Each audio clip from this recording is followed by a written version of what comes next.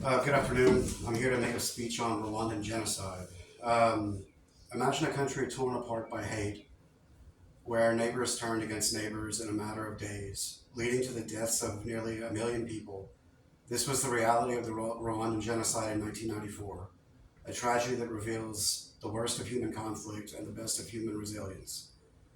The Rwandan genocide was driven by deep-rooted social divisions and propaganda, involved horrific violence perpetrated by ordinary people, and led to inspiring efforts to rebuild trust and unity in Rwanda. This topic is significant to us as a class because it teaches us how quickly division can spiral into violence and how communities can heal, offering lessons we can apply to conflicts today and inspiring us to promote peace in our own lives. I am a credible speaker on this topic because I have researched the Rwandan genocide using reliable academic sources, including books, ebooks, and articles. I've studied different perspectives on its causes, the roles of everyday people, and Rwanda's recovery, taking detailed notes to understand the topic deeply. Today, I will discuss the causes of the Rwandan genocide, the role that ordinary people played in the violence, and the efforts to rebuild and reconcile in Rwanda afterward. The causes of the Rwandan genocide resulted from long-standing issues that escalated over decades. Historical divisions between Hutu and Tutsi ethnic groups, colonial powers like Belgium deepened ethnic divisions by favoring Tutsis over Hutus, creating deep resentment that lasted for decades. This division persisted after Rwanda's independence, fueling tensions. Propaganda and hate speech were also part of this. Radio stations and newspapers spread lies, portraying Tutsis as enemies who threatened Hutu survival. This dehumanization made violence seem justified to many. The assassination of Rwanda's president in April 1994 created a power vacuum. Extremist Hutu leaders exploited this chaos to launch the genocide. Now that we have explored the causes of the genocide, let's examine how ordinary people became involved in the violence.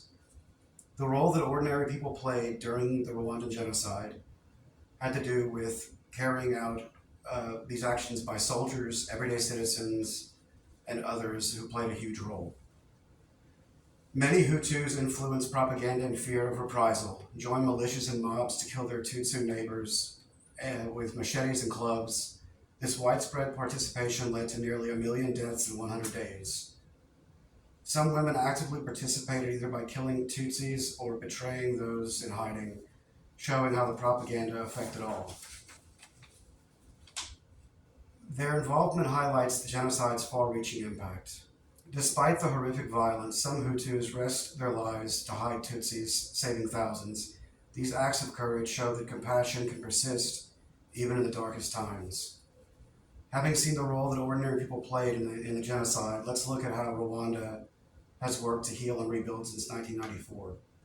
In Rwanda, after the genocide ended, Rwanda faced the immense challenge of rebuilding a fractured society. Rwanda established Gacaca community courts to try thousands of perpetrators, encouraging confessions in exchange for lighter sentences. This approach balanced justice with forgiveness to promote healing.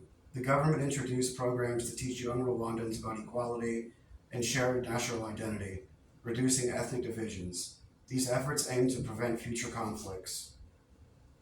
Rwanda has worked to rebuild its economy and infrastructure, becoming a model of recovery in Africa. However, challenges like psychological trauma continue to affect survivors to this day. In conclusion, we've discussed the causes of the Rwandan genocide, the role of ordinary people in the violence, and the efforts to rebuild and reconcile in Rwanda.